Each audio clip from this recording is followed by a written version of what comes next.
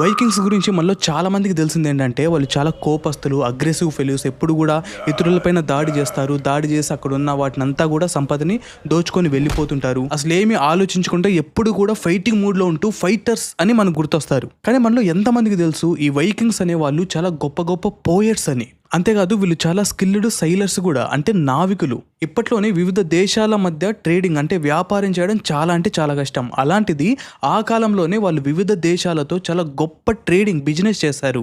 వీళ్ళు ఎంత గొప్ప స్కిల్డ్ సైలర్స్ అంటే ఆ కాలంలోనే, అంటే కొలంబస్ అమెరికాని కనుక్కోక ముందే, అతనికంటే 500 ఏళ్ల క్రితమే షిప్పుల ద్వారా అమెరికా చేరుకున్న వ్యక్తులు ఎవరైనా ఉన్నారంటే వారు వైకింగ్స్ మాత్రమే. మనం చూసుకుంటే ఈ వైకింగ్స్ మొదటి నుంచి కూడా దారి దోపిడీ వ్యక్తులైతే కాదు. వీళ్ళు మొదట్లో చాలా మంది రైతులుగా ఉండేవాళ్ళు, చేతి వృత్తులు చేసుకుంటూ చాలా సాధారణ జీవితం గడిపేవారు. అయితే ఆ తర్వాత వచ్చిన మార్పుల వల్ల వీళ్ళు దోపిడీలోకి దిగి ఏ రేంజ్కి ఎదిగిపోయినారంటే ఒకానొక సమయంలో యూరోప్ మొత్తం కూడా ఈ వైకింగ్స్ అనే పేరు వింటేనే గజగజ వణికిపోయేది. అసలేం జరిగింది? సాధారణ జీవితం గడిపే ఈ వైకింగ్స్ అనే వ్యక్తులు ఒకానొక సమయంలో ఒక ఖండమే భయపడేంతగా ఎదగడమే కాదు, ఆ ఖండాన్ని కూడా పరిపాలించడం జరిగింది.